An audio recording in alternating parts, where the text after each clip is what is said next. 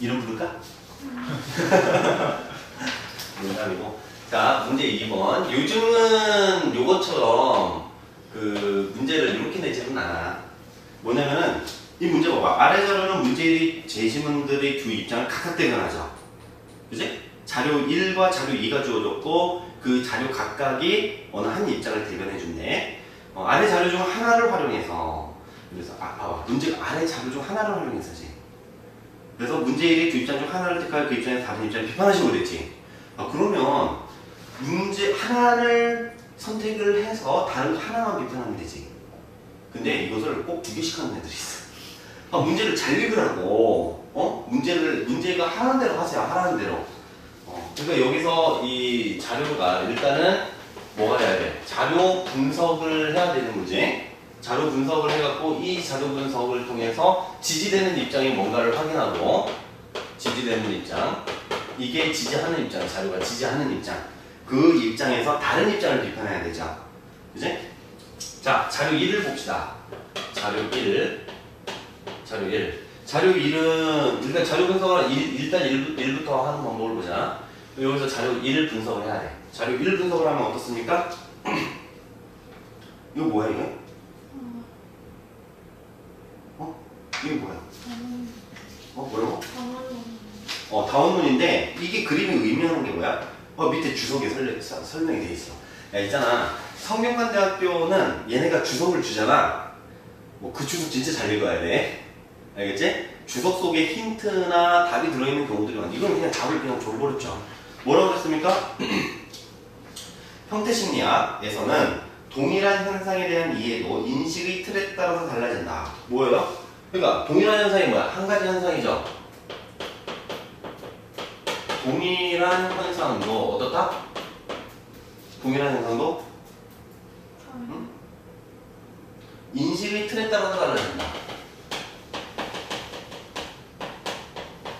따라 달리 인식되는 겁니다. 이렇게 되는 거야. 동일한 현상도 인식의 틀에 따라서 달리. 이게 무슨 얘기냐면은 여기서는 이렇게 얘기했어. 그림을 한쪽에서 보면 토끼들처럼 보이고 다른 쪽에서 보면은 새들처럼 보인다. 이랬죠. 그렇게 보여? 좀 토끼처럼 보이기도 하고 이렇게 하고 있는 새처럼도 보이죠. 이거 원래 그림이 뭔지 알아? 오리토끼. 그 오리토끼를 다시 그려놓은 거야. 본 적 있어? 네. 너 예전에 독서 우리 할 때 봤었지? 네. 선생님이 여기다가 그림을 넣어놨는데 자, 카메라 잘 비춰봐. 없구나. 이렇게 되는 거예요. 이게 오리처럼도 보이고 토끼처럼도 보이는 거야. 그죠? 원래 그림이 이거예요. 이제 여기에서 나오는데 이게 그 오리의 부리처럼도 보이고 토끼의 귀처럼도 보인다는 거야. 그죠? 근데 이런 거야. 여러분은 이 두 개가 다 보이냐? 진짜? 그럼 여러분은 오리를 본 적도 있고 토끼를 본 적도 있어. 또는 오리가 무엇인지 토끼가 무엇인지 아는 거야. 근데 한번 가정을 해봐. 토끼를 한 번도 본 적이 없고 토끼가 무엇인지를 알지 못하는 사람이 있어. 근데 이 사람은 오리를 본 적이 있거든. 그리고 오리가 뭔지 알거든. 그 단어도 알고 그 개념도 알고 형태가 어떻게 되어 있다는 것도 알아. 이 사람한테 그림을 보여주면 뭐라고 그럴까? 이 사람은 이게 뭐야? 라고 물으면 이거 오리야 이렇게 말하는 거야. 반대로 토끼를 본 적은 있지만 오리를 본 적이 없는 사람이 있어요. 그럼 그 사람한테는 토끼만 보이는 거야. 그지? 여러분은 오리도 본 적이 있고 토끼도 본 적이 또 있죠? 있지? 이렇게 두 개가 다 보이는 거야. 이해돼? 그럼 뭐냐면은 여러분들이 토끼라는 단어 또는 토끼라고 하는 어떤 진짜 이 사물을 또는 그림을 봐서 알게 됐죠? 그 여러분의 인식의 틀을 형성하는 거야. 달리 말하면은 뭐냐면은 선글라스가 여러분은 두 개가 있는 거예요. 선글라스가. 그래서 선글라스가 이제 두 개가 없는 사람들도 있는 거야. 하나만 있으면 하나밖에 안 보이는 거야. 이해되니? 그러니까 우리가 선글라스를 바꿔서 낄 때, 그러니까 예를 들어서 검은색 선글라스를 끼고서 보면은 푸른 하늘도 약간 거무스름하게 보이는 거고, 빨간 선글라스를 끼고서 보면은 푸른 하늘도 약간 붉은빛이 섞여서 보인단 말이야. 회색 선글라스를 낄 수도 있고, 그지? 그러니까 한 현상인데 이걸 달리 보면은 어떻게 된다? 다른 선글라스를 끼고 보면 현상이 달리 보이게 된다는 거야. 그게 인식의 틀이라고 하는 거야. 선생님 선글라스로 말한 것이 인식의 틀인 거야. 인식의 틀. 알겠지? 그러면 인식의 틀이 달라지면 어떻다? 다양한 인식 틀에 따라 어떻게 된다? 다양한 인식 틀에 따라서 어떻게 된다? 달리 인식된다. 뭐가? 동일한 현상이 사회에서 일어나는 현상이 서로 달리 인식이 되는 겁니다. 이해되니? 그치? 예전에 연세대학교에서 그런 문제가 나온 게 있어요. 여러분들 선생님 기초교재에서 선생님이 그 문제 갖다 썼기 때문에 한번 본 적이 있을 거야. 그 그래프를. 예를 들어서 그 시간당 생산성, 시간당 생산량하고 시간당 실질 임금이 그렇게 같이 증가해. 거의 겹쳐서 증가해. 겹쳐서 증가하다가 시간당 생산량은 이렇게 증가하는데 실질 임금은 이렇게 증가해. 2009학년도 저기 연세대학교 그 정시 문제였거든? 이거 3호 문제 그런 거 하는데 이렇게 갈라져. 이거 어떻게 설명하냐? 이게 어떤 인식들을 갖느냐에 따라서 달리 보이는 거죠. 예를 들어서 마르크스주의적인 그런 계급 투쟁의 발전, 계급 갈등의 관점에서 보면 어떻게 되겠어요? 생산량이 증가한 이거, 그지? 경제가 이만큼 성장하는 데 있어서 어떻게? 노동자들을 착취했기 때문에 이만큼을 안 준 거야. 그지? 이렇게 볼 수 있어. 그 틀을 가지고 보면. 그런데 우리가 주류경제학의 입장이나 아니면은 경영인의 관점에서 보게 되면은 거의 제시문에서도 이제 그 관점을 주는 거예요. 이제 슈베터 글을 갖다 놓고 기업가의 혁신에 의해서 기업가의 혁신에 의해서 자본주의가 발달했다 이런 입장이거든. 혁신을 누가 해? 이제 기업가나 이런 사람들이 한단 말이야. 그지? 그런 사람들이 그런 경영자나 이제 기업가들이 혁신을 하기 때문에 생산량이 확 증가한 것은 노동자의 기여에 의해서 생겨난 거야? 아니면 그 사람에 의해서 일어난 거야? 그 혁신가에 의해서 일어난 거죠. 그러니까 노동자의 기여분이 줄어들 게 이만큼 안 줘도 된다 이런 얘기지. 그지? 이런 보는 틀이 어떻다? 사람들마다 달라지는 거야. 어떤 인식 틀을 갖고 보느냐에 따라서 달라지는 거예요. 이제 그걸 얘기하는 거야. 그러니까 이 입장에 따르게 여기 자료에 따르면 어떻게 됩니까? 얘는 결론은 뭐예요? 동일한 현상이 다양한 인식들에 따라서 달리 인식이 된다. 해석이 된다. 이렇게 되겠지. 이렇게 해놓고서 그 이유는 뭐야? 오리로도 보이고 이 그림이 새로도 여기서는 오리가 아니라 새죠. 새로도 보이고 토끼로도 보이는 것은 우리가 어떤 관점을 취하느냐에 따라서 그런 것이다. 이렇게 이제 설명을 해놨을지 아주 간단하게. 따라서 이것은 뭘 지지한다? 아까 뭐라고 그랬어? 다원론적 관점이죠. 우리가 하나의 현상을 다양한 관점에서 바라봐야 된다는 입장이지. 그지? 그럼 얘가 비판할 수 있는 것은 뭐야? 그 다음에 이어서 뭘 해야 됩니까? 비판을 해야 되죠. 저러한 다원론적 관점에서 뭘 비판해야 돼? 이론론적 관점을 비판해야 돼. 이론론적 관점을 비판한다. 그럼 이론론적 관점이 뭐였어요? 재심은 2하고 재심은 3이었지. 그지? 얘네들을 비판해봐. 얘를 비판할 때 얘를 나눠서 비판하는데 비판하는 게 쉽지가 않아요. 어떤 거 비판할 수 있어?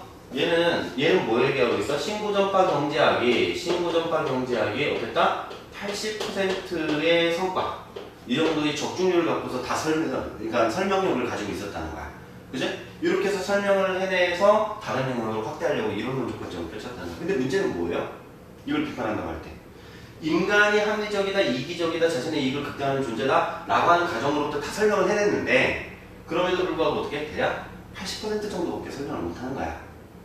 그지? 그러니까 뭐예요? 나머지 20%는 완벽하게 설명을 못하는 거야. 이것은 설명 불가라고 하는 거. 그러면 이 설명이 안 되는 이유는 뭘까? 이 관점으로 다 안 보이는 다른 측면이 있다는 거지. 이것만 갖고서는 볼 수 없는 또 다른 측면이 있는 거예요. 이해되니? 예를 들어서 보면은 뭐 경제학에서도 지금 계속 그 인간의 합리적인 인간 저것을 이제 모델로 해서 설명했던 경제학의 이제 그거하고 이제 반대로 이제 심리학적인 발견을 이용해서 나온 게 뭐야? 행동경제학. 행동경제학 같은 것은 어떻습니까? 인간이 그렇게 완벽한 합리성을 갖고 있지 않다라는 얘기를 하잖아. 그지? 그러면서 인간의 어떤 다른 성향으로 설명을 해내죠. 그게 보다 더 현실적인 설명이 될 수도 있는 거라. 이해되니? 제시만 삽입하기가 좀 까다로운데 여러분 입장에서는 좀 까다로운데 이거야. 우리가 어떠한 인식틀, 어떠한 이론적 관점을 갖느냐, 어떠한 인식틀을 먼저 가지고 있느냐에 따라서 현상이 달리고 있는 거지. 자, 그럼 봐봐. 경제학자 얘기하기 전에 생물학자를 먼저 얘기하자. 우리가 그 생물 시간에 쓰는 인체 모형은 다양한 인체 모형이 있을 수 있어요. 그지? 우리가 장기에 대한 관심이 많은 상황이야, 지금. 그럼 인체 모형은 뭘 쓸까? 장기 모형을 만들어냈을 거예요. 그지? 내가 그 뼈, 뭐 골상학을 하든 뭘 하든 외과든 내가 뼈에 관심이 있어가지고 그럼 뭘 할까? 어떤 모형? 뼈 모형을 만들 거예요. 그지? 내가 신경학자야 그러면은 신경 모형을 만들 거고. 그지? 뭐에 따라서 달라집니까? 관심에 따라서. 내가 지금 그 관심을 하는 게 뭐야? 사실 내 이론적 관심이야. 내가 어떠한 인식 틀을 먼저 갖고 있느냐에 따라서 결정이 돼. 그렇다면 한번 생각해봐. 경제학자가 인간에 대한 모형을 만들었을 때 단순한 모형을 만들었을 때 왜 경제적 유인에 반응하는 인간이 자기 이익을 극대화시키는 이익 추구자로서의 합리적 이익 추구자로서의 인간 모형을 만들었을까? 걔는 이미 경제학적인 관점에 경도되어 있기 때문에 그 관점을 이미 선글라스를 끼고 있었기 때문에 모형을 만들 때부터 뭐 하는 거야? 그 모형을 만들려고 하는 거야. 이해돼? 만약에 그게 아니고 도킨스 같이 저기야 그 생물학적인 관점을 갖고 있어요. 인간사회 현상 설명하는데 경제학적 관점을 갖고 얘기할까? 아니에요. 물론 거기서도 이익을 얘기하기는 해. 하지만 거기서는 유전자적 관점을 갖고서 얘기할 거야. 유전자를 더 많이 번식시키는 관점. 그지? 도덕적 관점에서도 얘기를 할 수가 있죠. 인간에 대해서. 그지? 뭐야? 내가 어떤 종류의 선글라스를 먼저 끼고 있느냐에 따라서. 그러니까 부수적인 것, 필수적인 것을 빼고 다양한 부수적인 것들, 직접 연관성이 없다라고 하는 것들을 제거하는데 그걸 제거하고 선택할 때 이미 어떻게 하나? 내가 특정하게 갖고 있는 인식들이 먼저 작동한다는 얘기야. 이해돼?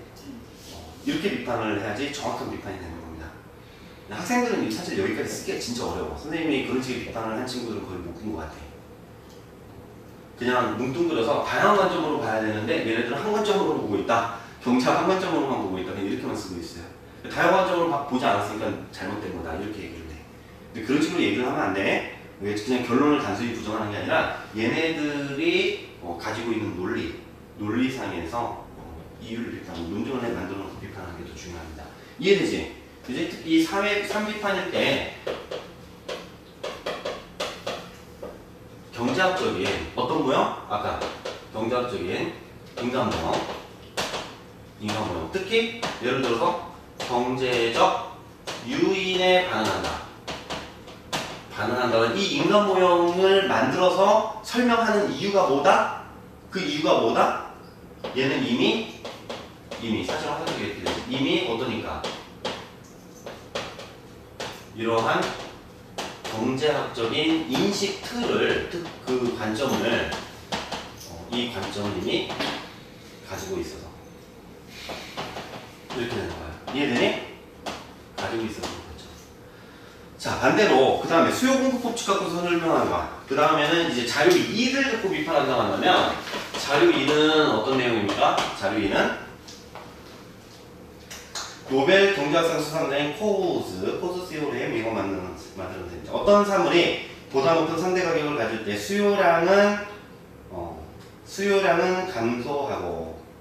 감소한다고 하는 지식, 즉 수요 법칙은 매우 광범위한 인간 행동과 사회 경제 현상을 설명하는 원리다. 어떤 사람들이 보다 높은 가격을 가질 때, 상대 가격을 가질 때, 그러니까 가격이 높으면 어떻게 됩니까? 수요량이 감소하는 거죠. 가격이 높으면 사람들이 별로 살려고 안 해. 살려고 안 하는 거야. 그래서 여기서는 이 그래프를 냈어. 수요 공급 법칙이 관련된. 자, 여기서 말하는 이 수요 공급 법칙은 뭐에 따라서 움직이는 겁니까? 이것은 합리적인 인간을 가정하고 자신의 이익에 따라서 움직이는 거죠. 그지? 그러니까 이걸로 설명을 낼 수 있다라고 하는 입장은 뭐예요? 이게 지지하는 입장은 이론론적 입장이야. 이론론적 입장이고 이 입장으로부터 뭘 공격할 수 있어? 재심은 1하고 4를 공격할 수 있겠죠. 재심은 1하고 4를 공격할 수 있다. 이 입장에서 사실 이게 2하고 3을 이제 지지하는데 여기서 이걸로 공격을 한다라고 그럴 때 어떻게 보면 사실 이거 1번 공격하는 건 좀 이상해요. 이거 공격하는 건 여기서는 다 이제 무너졌다라고 얘기하는데 요게 지지하는 것은 이거고 그리고 이 자료가 좀 활용이 되면 좋은데 그러니까 여기에서 볼 때 어떤 첫 번째 제시문은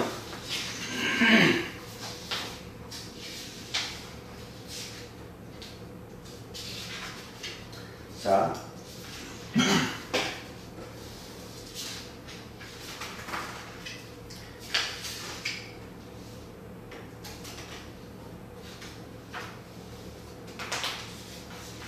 자, 여기 이 이론 논적 관점에서는 사실은 이 관점에서 보면은 이 20%도 설명을 못하지만은 우리가 경제학을 좀 더 발전시키면 이 모델로 다 설명할 수 있다는 얘기를 할 수가 있어요. 그지? 아마도 그렇게 할 수 있을 거예요. 근데 어쨌든 지금 여기에서는 저 지지되는 이유를 밝히는 게 아니고 저를 지지해봐라가 아니라 일을 하고 사를 비판하는 거예요. 사에서는 어떻게 하는 겁니까? 이제 상대성이나 뭐였지? 다원주의적인 거죠. 다원론적 관점에서도 우리가 진리나 지식이나 아니면은 신비적인 거나 뭐 윤리적인 거나 이런 거에 관해서도 합의를 볼 수 있다라고 얘기를 합니다. 근데 여기에서 볼 때 예를 들어서 이렇게 할 수 있지. 경제학적인 인간 모형을 제외하고 그지? 합리적으로 이익을 추구한다는 것을 제외하고 여기서 설명해낼 수 있다는 다양한 관점들이라는 것은 뭐에 지나지 않을 수 있어요. 합의가 가능하다고 얘기했지만 그것들은 우리가 여기서 재심은 이 3에서 힌트를 얻는 거야. 3에서. 재심은 3에서. 이제 경제학 모형에서는 우리가 사회 현상을 설명하는 데 있어서 경제적 유인에 반응한다라고 하는 그 가정을 제외하고는 나머지는 다 보다 부수적인 거죠. 부수적인 거. 그지? 불필요한 거야. 그러니까 이제 거대 이론이라는 것이 무너졌다라고 얘기를 하고 다른 관점에서 접근하는 걸 봐야 된다라고 했지만 그 다른 관점들 그러니까 이 경제학적 관점을 제외한 다른 관점들은 전부 다 사실상은 부수적 관점이라고 말할 수 있는 거죠. 그러니까 인간이 수요에 따라서 그 수요가 아니라 합리성에 따라서 행동한다는. 그러니까 예를 들어서 어떤 거냐면은 우리가 뭐 그 예를 들어서 어떤 거 얘기할 수 있을까? 노사 갈등이 일어난다. 노사 갈등이 일어난다. 아니면은 요즘 들어서 많이 나오는 게 이제 세대 갈등 같은 거 나오는 거죠. 그지? 세대 갈등 같은 거 나온다라고 하는 것을 경제학적 관점이 아니라 이런 거지. 예를 들어서 90년대 중반에 우리 선생님 세대를 뭐라고 하냐면 X세대라고 불렀어. 못 들어봤지? 그때 X제너레이션, 이렇게 X세대라고 그랬는데 그러니까 뭐 이제 기성세대하고 좀 사고방식도 많이 다르고 서태지와 아이들 세대야. 서태지와 아이들 그 세대인데 서태지와 아이들이라고 하는 애들은 막 빨간 머리 뭐 염색하고 뭐 이렇게 반바지 입고 나와가고 막 노래하고 막 그랬단 말이야. 가방맨 애들처럼 막 튀어나와서 막 춤추면서 노래하고 되게 특이한 거였지. 뭐 그전에도 춤추는 애들은 있었지만 그렇게 하던 애들은 없었단 말이야. 이게 보면은 그런 애들이 나왔을 때 그것은 어떻게 보이는 거냐? 경제적 관점에서 볼 수 있는 것이 아닐 수도 있어. 그지? 그냥 뭐야? 사람들의 개성이 어떻게 됐다? 개성에 대해서 개성 표출할 권리나 자유나 이런 것이 훨씬 더 존중되는 사회로 바뀌었고 뭐 그런 거 이런 데서 비롯된 세대 갈등이 있고 그죠? 머리 빨갛게 물들어 오면은 막 이제 유행하고 밀어버리고 뭐 이런 거. 그러니까 부모님하고 갈등을 할 수도 있고 일으킬 수도 있고 등등 이런 걸 세대 갈등으로 보는데 사실은 한편으로는 이제 경제적인 측면에서 접근을 해갖고 다 설명을 해낼 수 있을 거라는 거지. 이런 것들도. 그지? 한편으로 뭐냐? 경제가 일단 지금 우리 사회에서 일어나는 노인 세대하고 젊은 세대의 갈등이라고 하는 것도 그냥 단순히 정치적 갈등이 아니라 그 예를 들어서 보수를 노인 세대가 지지하고 그리고 진보 쪽을 젊은 세대가 좀 더 지지하고 이런 경향이 나타나잖아. 그지? 그럼 마치 정치적인 현상처럼 보이거든. 그냥 정치 영역에서만 한정돼. 근데 그게 아닐 수도 있다는 거야. 그 속에서도 아닐 수도 있다가 아니라 이 관점을 가지고 하면 아니라고 얘기를 해야 되는 거죠. 경제학적인 관점에서 그 속에는 뭐가? 경제 갈등이 이제 포함되어 있는 거지. 아까 그러니까 세대 갈등의 측면에서도 볼 때도 그런 얘기를 할 수가 있는 거야. 사실 그렇게까지 얘기하는 사람이 있지는 않았지만 그렇게도 얘기할 수 있어요.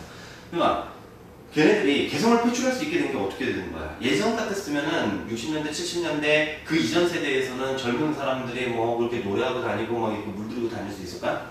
그렇게 하기 어렵죠. 왜? 다 먹고 사느라고 바빠지니까.